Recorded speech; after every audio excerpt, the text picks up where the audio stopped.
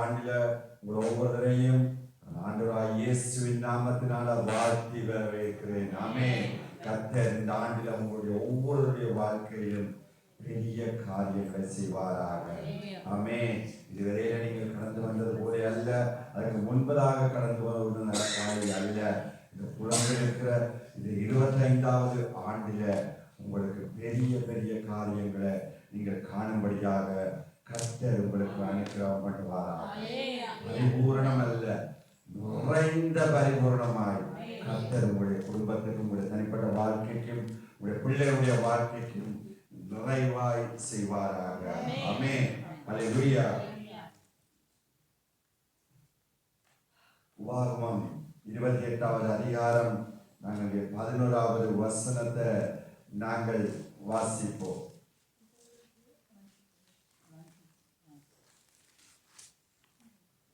இதான் நாங்கள் சபைக்கு ஆண்டவர் கொடுத்த வாக்குத்தத்தம். உங்களுக்கு வாசிக்க கஷ்டமா இருந்தா அங்க ஸ்கிரீன்ல போகுது, அதில் நீங்க பார்க்கலாம். Deutéronome, chapitre 28, verset 11. L'Éternel te comblera de bien en multipliant le fruit de tes entrailles, le fruit de tes troupeaux et le fruit de ton sol, dans le pays que l'Éternel a juré à tes pères de te donner. Amen. உனக்கு கொடுப்பேன் என்று கர்த்தர் உன் பிதாக்களுக்கு ஆணையிட்ட தேசத்தில் கர்த்தர் உன் கற்பத்தின் கனியிலும் உன் மிருக ஜீவன்களின் பலனிலும் உன் நிலத்தின் கனியிலும் உனக்கு பரிபூரண நன்மை உண்டாக கட்டளையிடுவார். அல்லேலூயா. உனக்கு கொடுப்பேன் என்று கர்த்தர் உன் பிதாக்களுக்கு ஆணையிட்ட தேசத்திலே கர்த்தர் உன் கற்பத்தின் கனியிலும் உன் மிருக ஜீவன்களின் பலனிலும் உன் நிலத்தின் கனியிலும் உனக்கு பரிபூரண நன்மை உண்டாக கட்டளையிடுவாராக. ஆமென். பிரியமானவர்களே, ரட்சிக்கப்பட்ட நாளிலிருந்து இதுவரையில பல புதிய புதிய வருடங்களை நீங்கள் நானும் கடந்து கொண்டிருக்கலாம். ஆமென். அப்ப இதுவரை எனக்கு பரிபூர்ணம் என்ற வகையில நான் எதையுமே பெற்றுக்கொள்ளையிலே என்னுடைய வாழ்க்கையில, என்னுடைய குடும்பத்திலே, என்னுடைய பிள்ளைகளுடைய வாழ்க்கையில் என்று நீங்கள் இந்த நாள் அதிகால வேளையிலும் நீங்கள் சிந்தித்துக் கொண்டிருக்கலாம். ஆமென். என் குடும்பம் பரிபூர்ணம் என்பது எப்பதான் அடைய போகிறது, இந்த உலகம் முடிய போகிறது, அதனுடைய வாழ்க்கை இந்த பூமியிலே முடிய போகிறது, இந்த பூமியிலே என்னுடைய வாழ்நாள் முடிவதற்கு முன்பதற்காக நான் அந்த பரிபூரணத்தை காண்பேனா என்ற ஒரு நோக்கம், அது ஒரு ஏக்கம் உங்களுடைய வாழ்க்கையில இருந்து கொண்டிருக்கலாம். ஆமென். ஆனால் கர்த்தராகிய ஆண்டவராய் இயேசு இந்த அதிகால வேளையில உங்களை பார்த்து சொல்கிறார், இந்த 25வது ஆண்டிலே நீங்கள் நிச்சயமாய் பரிபூரணத்தை நீங்கள் காண போகிறீர்கள். ஆமென். உங்களுடைய வேறு இடமாய் இருக்கலாம், உங்களுடைய குடும்பத்தில் இருக்கலாம், உங்களுடைய பிள்ளைகளுடைய வாழ்க்கையில இருக்கலாம், எப்படியாய் இருந்தாலும் நீங்கள் அந்த பரிபூரணத்தை காணும்படியாக கர்த்தர் உங்களுக்கு அனுக்கிரகம் பண்ணுவார். ஆமென். அப்ப ஏன் அந்த பரிபூரண நன்மை நமக்கு தாமதமாய் இருக்கிறது? எதற்காக? ஏன் தாமதம்? ஒவ்வொரு ஆண்டும் நாங்கள் கடந்து போகிறோம், அதிகாலையிலே நாம் தேவனை துதிக்கிறோம், சோஸ்தரிக்கிறோம், புதிய புதிய வாக்குத்தத்தங்களை பெற்றுக் கொள்ளுகிறோம். புதிய புதிய வாக்குத்தத்தத்தை தேவன் கொடுக்கிறார், சபைக்கு கொடுக்கிறார், உங்களுடைய தனிப்பட்ட வாழ்க்கையில கொடுக்கிறார், ஒவ்வொரு குடும்ப வாழ்க்கையில கொடுக்கிறார், உறவுகளுக்கு கொடுக்கிறார். ஆனால் ஏன் நமக்கு அந்த பரிபூர்ணம் கிடைக்கவில்லை? எதற்காக, ஏன் என்பதை நாங்கள் முதலாவது அறிந்து கொள்ள வேண்டும். ஆமென். அதே உபாகமம் 28வது அதிகாரம் முதலாவது வசனத்தை வாசிங்க. Deutéronome chapitre 28 verset 1. Si tu obéis à la voix de l'Éternel ton Dieu, en observant et en mettant en pratique tous ces commandements que je te prescris aujourd'hui, l'Éternel ton Dieu te donnera la supériorité sur toutes les nations de la terre. Amen. இன்று நான் உனக்கு விதிக்கிற உன் தேவனாகிய கர்த்தருடைய கட்டளையின்படி எல்லாம் இன்று நான் உனக்கு விதிக்கிற உன் தேவனாகிய கர்த்தருடைய கட்டளைகளின்படியெல்லாம் செய்ய நீ கவனமாய் இருக்கும்படிக்கு அவர் சத்தத்திற்கு உண்மையாய் செவி கொடுப்பாயானால் அவர் சத்தத்துக்கு உண்மையாய் கொஞ்சம் நில்லுங்க, அப்படி செவி கொடுப்பாயானால். ஹல்லேலூயா. அப்ப பாருங்க, எனக்கு ஏன் பரிபூரணம் கிடைக்கவில்லை, ஏன் எனக்கு தாமதம், ஏன் ஆண்டுகள் மாதங்கள் எல்லாம் கடந்து போய் கொண்டிருக்கிறது, அப்ப என்னத்துக்காக தாமதித்துக் கொண்டிருக்கிறது? அந்த பரிபூரணத்தின் நிறைவை தேவன் கொடுக்கிறதுக்கு ஆயத்தமாய் இருக்கிறார். ஆனால் நாங்கள் அதை பெற்றுக்கொள்ள முடியாமல் ஏன் அது தாமதமாய் இருக்கிறது சொன்னால், அங்கே வசனம் சொல்றது, நீ கவனமா என்ன, நீ கட்டளைகளின் படியெல்லாம் செய்ய கவனமாய் இருக்கும்படிக்கு அவர் சத்தத்துக்கு. யாருடைய சத்தம்? அவருடைய சத்தம். இந்த அவருடைய சத்தம், அந்த தேவனுடைய சத்தம், உன்னதமானவருடைய சத்தத்துக்கு செவி கொடுக்க நீ கவனமாய் இருப்பாயானால். ஆமென்.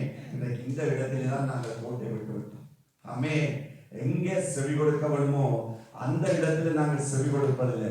எதற்கு நாங்கள் செவி கொடுக்க கூடாதோ அதுக்கு செவி கொடுக்கிறதுனால தான் இன்றைக்கு உங்களுக்கு இந்த பரிபூரணம் நாம் பரிபூர்ணமா அடைய முடியாமல் இன்றைக்கு நம்முடைய வாழ்க்கையில தாமதித்துக் கொண்டிருக்கிறது. ஆமென். அப்ப நாம் வாழ்க்கையில எத்தனையோ விதத்துல சறுக்கி தடமாறி விழுந்து கொண்டிருக்கிறோம். ஆமென். நாம் தடமாறி விழுகிறது ஒரு பக்கம் இருக்க, அநேகரை தடமாறி விழுகிறதுக்கும் நாம் பாத்திரமா இருக்கிறோம். ஆமென். காரணம் என்ன? நாம் தேவன் கொடுத்த கட்டளைகள், கற்பனைகள், அவருடைய வார்த்தைகளுக்கு செவி கொடுக்காததான். ஆமென். இதுவரையில நாம் பரிபூரணத்தை எட்டாததுக்கு முக்கிய காரணம் அவருடைய வார்த்தையின் படி செவி கொடுக்காமல் நாம் நடப்பதனால் தான். ஆமென். ஆரம்பத்திலே நாங்கள் அதிகால வேளையிலே வருடம் பிறந்த உடனே அல்லது மாதத்தின் துவக்கத்தில அல்லது வாரத்தின் துவக்கத்தில அல்லது நாங்கள் இங்கே வருகிற பொழுது ஓய்வு நாள் ஆராதனைகளில நாங்கள் வார்த்தைகளை கொடுக்கிற பொழுது ஆசீர்வாதமான வார்த்தைகளை நாங்கள் போடலாம். அது அந்த இடத்துல அந்த ஆசீர்வாதம் அப்படியே இருக்கும். அதை நாங்கள் பெற்றுக் கொள்வதற்கு நம்முடைய வாழ்க்கையிலே எது தடையாய் காணப்படுகிறது, எது அதை தடை பண்ணுகிறது, ஏன் தடை பண்ணுகிறது? தேவன் தன்னுடைய பிள்ளைகள் ஆசீர்வாதமாய் இருக்க வேண்டும் என்பதுதான் தேவன் முதலாவது அதிகாரத்திலே இருந்தே ஆண்டவர் சொன்னார். ஆமென். ஆதியாகமத்திலே இருந்து நீங்க பார்த்து தன்னுடைய பிள்ளைகள் இந்த பூமியிலே ஆசீர்வாதமாய் இருக்க வேண்டும். அவர் இந்த பிள்ளைகள் இருளிலோ அந்த காலத்திலோ ஏழ்மையிலோ இருப்பதை தேவன் விரும்பாத தேவன். ஆமென். அவர் ஐஸ்வர்யராய் இருக்கிறபடினால் அவருடைய ஐஸ்வர்யத்தின் பிள்ளைகளாய் தன்னுடைய பிள்ளைகளும் இருப்பதுதான் தேவனுக்கு பிரியமாய் இருக்கும். ஆமென். ஆகையினால பிரியமானவர்களே, நாங்கள் தேவனுடைய சத்தத்துக்கு கவனமாய் செவி கொடுக்க வேண்டும். ஆமென். அல்லேலூயா. அப்ப நீங்கள் ஒரு முடிவெடுக்க வேண்டும். கடந்த ஆண்டு கடந்து போய்விட்டது, 24 ஆண்டு கடந்து போய்விட்டது. இப்ப 2000க்கு பிறகு 25வது ஆண்டின் முதலாவது அதிகால வேளையில நாங்கள் காலடி வைத்திருக்கிறோமே. என்ன நாங்கள் எடுக்கிற தீர்மானத்தில உறுதியாய் நிற்க அந்த ஆவியானவர் உங்களுக்கு துணை புரிய வேண்டும். அல்லேலூயா. நாங்கள் எடுத்த தீர்மானத்தை நீங்கள் உடைக்க கூடாது. நீங்கள் உடைக்கிறதுனால தான் உங்களுக்கு பரிபூர்ணம் என்ற அந்த நன்மையை நீங்கள் அடிக்கடி நீங்கள் பின்வாங்கக்கூடியதா இருக்கிறதுக்கு காரணம், நாங்கள் எடுக்கிற தீர்மானம் ஒரு வாரத்திலேயோ ஒரு மாதத்திலேயோ அல்லது ஒரு 2 வாரத்திலேயோ அல்லது ஒரு வருடத்திலேயோ நாங்கள் அதை உடைத்து அதை பின்மாற்றமாய் போய்விடுவோம். பிரியமானவர்களே, ஆமென். அல்லேலூயா. ஆண்டவர் எச்சரித்துக் கொண்டே இருப்பார். ஏலி 40 வருஷம் ஆசாரிய ஊழியம் செய்து கொண்டிருந்தார். 40 ஆண்டுகள் செய்து கொண்டிருந்தார். மகமை நாளுக்கு நாள், ஒரு ஆண்டில் 2 ஆண்டில் 3 ஆண்டில் 40 ஆண்டுகள் அவன் ஏலி அந்த ஊழியம் செய்து கொண்டிருக்கிற பிள்ளைகளை குறித்து கூட அவன் கவலையீனமாக தேவன் எச்சரித்தும் அதை உடனடியாக செய்யாதபடிக்கு அக்கறையின்மையாய் அதை அலட்சியம் பண்ணுகிற மாதிரி அவன் அந்த ஊழியத்திலே அவன் அதை விட்டு வைத்திருந்தான். ஒரே நாளில் பிரியமானவர்களே, எல்லா மகிமையும் விளக்கத்தக்கதாக தேவன் எல்லாத்தையும் புரட்டி போட்டுட்டார். ஆமென். இதுதான் நமக்கு அந்த மகிமை நம்மை விட்டு போகிறத நாம் சிலவழியை அறிய மாட்டோம். ஆமென். இதே போலதான் சிம்சோன் கூட தனக்குள்ளே இருந்த தேவனுடைய ஆவியானவர் அவனை விட்டு விலகினதை அவன் அறியாதிருந்தான். ஏனென்று சொன்னால் அவருடைய கற்பனைகளுக்கு செவி கொடுக்கிறத நாங்கள் எப்பெல்லாம் ஒரு சொட்டு நீங்கள் சறுக்கி கொண்டு போவடிக்கிறீர்களோ அன்றையிலிருந்து உங்களுக்கு அந்த விடுகையின் நாள் உங்களுக்கு ஆரம்பம். ஆமென். அல்லேலூயா. இது ஆண்டவர் உணர்த்துவார். பிரியமானவர்களே, தேவன் உங்களை கைவிடுகிறது அவர் அல்ல. அவருடைய ஆவியானவர் உணர்த்தி கொண்டே இருப்பார். அதற்கும் நீங்கள் செவி கொடுக்காமல் நீங்கள் இருப்பீர்களாய் இருந்தால் உங்களை அப்படியே தேவன் கைவிட்டு விட்டுருவார். ஆமென். நீங்கள் மாம்ச சிந்தையிலே செயல்பட்டு நீங்கள் அழிவின் பாதையில நாங்கள் போவதற்கு அது எதுவாகி போய்விடும். ஆமென். அல்லேலூயா. மீகா 6வது அதிகாரம் 8வது வசனத்தை நாங்கள் வாசிக்க கேட்போம். பக்கம் 1079 8. Michée chapitre 6, verset 8. On t'a fait connaître, ô homme, ce qui est bien. Et ce que l'Éternel demande de toi, c'est que tu pratiques la justice, que tu aimes la miséricorde et que tu marches humblement avec ton Dieu. Amen. மனுஷனே, நன்மை இன்னதென்று அவர் உனக்கு அறிவித்திருக்கிறார். நியாயம் செய்து இரக்கத்தை சிநேகித்து உன் தேவனுக்கு முன்பாக மனத்தாழ்மையாய் நடப்பதை அல்லாமல் வேறு எண்ணத்தை கர்த்தர் உனக்கு இருக்கிறார். ஆமென். ஹல்லேலூயா. மனுஷனே, நன்மை இன்னதென்று அவர் உனக்கு அறிவித்திருக்கிறார். நியாயம் செய்து இரக்கத்தை சிநேகித்து உன் தேவனுக்கு முன்பதாக மனத்தாழ்மையாய் நடப்பதை அல்லாமல் வேறு எண்ணத்தை கர்த்தர் உன்னிடத்திலே கேட்கிறார். ஹல்லேலூயா. அழகாய் வாசித்து பாருங்க. மனுஷனே, நன்மை என்னதென்று அவர் உனக்கு அறிவித்திருக்கிறார். அவர் கொடுத்த வார்த்தை நன்மை எது, தீமை எது, தேவனுக்கு பிரியமானது எது, தேவனுக்கு பிரியமில்லாதது எது, உலகத்தின் அழிவிற்கு போறது எது, உலகத்தின் அந்த காலத்துக்குள்ளே நீங்கள் அகப்பட போறது எது, எல்லாத்தையும் அது ஜீவனாய் உங்களுக்கு பேசிக்கொண்டே இருக்கு. ஆமென். அது சும்மா உங்களை விடாது. அழைச்சவர் ஒரு நாள் உங்களை ஒரே நாளில தள்ளி விடுகிற தேவன் அல்ல. அவர் நீங்கள் மனம் திரும்பி மீண்டும் நாங்கள் அவருடைய சமூகத்தில் அவருடைய பாதத்தண்டிலே வந்து அவரோடு கூட இருக்க வேண்டும் என்றுதான் தேவன் விரும்புகிறவராய் இருக்கிறார். ஒருவரும் கெட்டு போகிறது தேவனுக்கு பிரியமே இல்லை. பிரியமானவர்களே, அவர் எல்லாரும் ரட்சிக்கப்பட வேண்டும் என்பதற்காகத்தான் அவர் தாமதமாக இந்த உலகத்தை முடிவுக்கு கொண்டராமல் இருப்பது கூட அவர் எல்லாரும் இந்த பூமியில ரட்சிக்கப்பட வேண்டும். ஒருவனாவது கைவிடப்பட்டு போகக்கூடாது. அந்த கைவிடப்பட்ட நிலைமை ஒரு மனுஷனுக்கு வருமாய் இருந்தால் அவன் எப்படிப்பட்ட ஒரு துன்பத்தை அனுபவிப்பான் அவன் என்பதை தேவன் அறிஞ்சிருக்கிறார். ஆமென். ஹல்லேலூயா. அப்ப பாருங்க, அப்ப பரிபூரண ஆசீர்வாதம் என்றால் என்ன? அதை நாம் அறிந்து கொள்ள வேண்டும். இன்றைக்கு நாங்கள் போட்டோம், அதை பார்த்தோம். இன்றைக்கு வசனத்தை நாங்கள் ஆரம்பத்திலேயே முதலாவதாய் கேட்டிருக்கிறோம். 25வது அவர்களோடு கூட வந்தது, அவர்களை வழிநடத்துகிறது அவரோடு கூட வந்தது.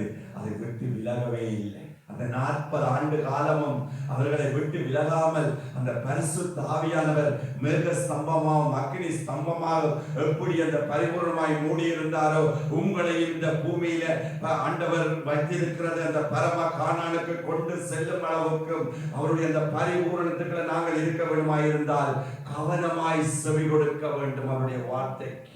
ஆமென். அவருடைய வார்த்தைக்கு பரிபூர்ணம் என்பதை நாங்கள் பெற்றுக்கொள்ள வேண்டுமாயிருந்தால் அவருடைய வார்த்தைக்கு நாங்கள் செவி கொடுக்க வேண்டும். அதை நிதானமாய் கவனமாய் நாங்கள் கேட்டு கீழ்ப்படிய வேண்டும். அதான் மீகா 6:8 வாசித்தோம். மனுஷனே, நன்மை இன்னதென்று அவர் உனக்கு அறிவித்திருக்கிறார். நியாயம் செய்து இரக்கத்தை சிநேகித்து உன் தேவனுக்கு முன்பதாக, யாருக்கு முன்பதாக? மனுஷருக்கு முன்பதாக அல்ல, உங்களை உண்டாக்கினவருக்கு முன்பதாக, உங்களை ஆளுகை செய்கிறவருக்கு முன்பதாக, உங்களுக்கு சகலத்தை திருப்தியாய் பரிபூர்ணமாய் கொடுக்கிறவருக்கு முன்பதாக தாழ்மையாய் இருக்க வேண்டும். இந்த தாழ்மை தான் மனுஷனுக்கு ஏதாவது ஒரு காரியமாய் இருக்க. தாழ்மைப்படுங்கள். மற்றவர்கள் ஏதாவது ஒன்றை சொல்றபொழுது தாழ்மை, தேவனுக்கு முன்பதாக அவருடைய வார்த்தைக்கு முன்பதாக அந்த ஜீவ வார்த்தைகள் உங்களுக்கு வருகிற பொழுது தாழ்மைப்படுங்கள். அவர் அநியாயம் செய்வதற்காக நீங்கள் அநியாயம் செய்யாதீர்கள். அநியாயத்துக்கு எதிர்த்து நிற்காதீர்கள். நீங்கள் தேவனுடைய வசனத்தின்படி கர்த்தர் உங்களை எப்படி அழைத்திருக்கிறார் அதன்படி நீங்கள் நடவுங்கள். அவருடைய வார்த்தையின்படி செய்யுங்கள். நியாய சமாதானம் இல்லாமல் இருப்போம். ஒரு நாளைக்கு சந்தோஷமாய் இருப்போம், ஒரு நாள் சந்தோஷம் இல்லாமல் இருப்போம். ஒரு நாள் வியாதியோ இல்லாமல் இருப்போம், ஒரு நாள் வியாதியோடு இருப்போம். ஒரு காலம் ஐஸ்வர்யமாய் இருப்போம், ஒரு காலம் ஐஸ்வர்யம் இல்லாமல் இருப்போம். அப்ப இப்படி ரெண்டு மாறி மாறி வருகிறது சொன்னால் நமக்குள்ளே ஏதோ ஒன்று இருக்கிறது. ஹல்லேலூயா. ஏதோ ஒன்று இருக்கிறது இல்லையா? ஏதோ ஒன்று இருக்கிறது. நாங்கள் போகிற வழியில வாகனத்துல சரி என்னதுலயே போற சரி இல்ல, போற நேர்ல போய்கொண்டிருக்க ஏதோ ஒரு பிழை இருந்தாதான் அந்த வாகனம் நிற்கும். ஆமே, ஏதோ ஒரு காரியம் அதான் நிக்குது. அப்ப நமக்குள்ளேயும் அப்படித்தான். நாம ஒழுங்கா இருக்கிற பொழுது ஏதோ ஒன்று தடப்பட்டு கொண்டிருக்கிறது அல்லது ஏதோ ஒன்று குறைஞ்சு கொண்டே போகுது என்று சொன்னால் நாம் தேவனுடைய பாதத்தில இருந்து ஏதோ ஒரு காரியத்துல நாம் விலகி கொண்டே போகிறோம். ஆமே, நீங்க கேட்கலாம், தேவனுடைய பிள்ளைகளுக்கு சோதனை இருக்கு, பாடுகள் இருக்கிறது. ஆனால் ஒரு பாடு நீங்கள் அனுபவிக்கிற பொழுது அடுத்த அடி நிமிஷமே கர்த்தர் அந்த பாட்டுக்கு இரட்டிப்பான நன்மைகளை உங்களுக்கு தருவார். நிச்சயமாய் தருவார். இன்னைக்கு நீங்க ₹1 இழந்து கொண்டு போவீங்க, €1 இழந்து கொண்டு போவீங்க. நீங்கள் அங்கால போய்க்கு உங்களுக்கு €10 கொடுக்கும்படியாக கர்த்தர் உங்களுக்கு அனுக்கிரகம் பண்ணுவார். அதான் நம்முடைய தேவன். ஆமென். அதுங்களுக்கு டெஸ்டிங்கா இருக்கலாம், தேவர்களுக்கு வைக்கிற ஒரு சோதனையா இருக்கலாம். ஆமென். என் பிள்ளையினுடைய வார்த்தை என்ன சொல்லுகிறது, என் பிள்ளையை என்னை குறித்து என்ன சொல்லுகிறது என்பதை தேவன் பார்க்கும்படியாக அதை எங்களுக்கு அனுமதித்து இருக்கலாம். ஆனால் தேவன் ஆசீர்வதித்துக் கொண்டே இருப்பார். வற்றாத ஜீவனம். ஆமென். எடுக்க எடுக்க எடுக்க ஒரு நாளும் அது வெட்டி போவாது, அதை கொடுத்து கொண்டே இருக்கு. அல்லேலூயா.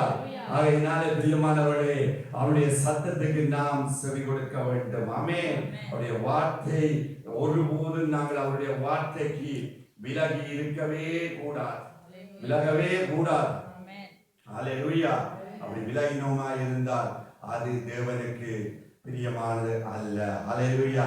22வது அதிகாரம் 12வது வசனத்தை வாசிக்க கேட்போம். 22:12.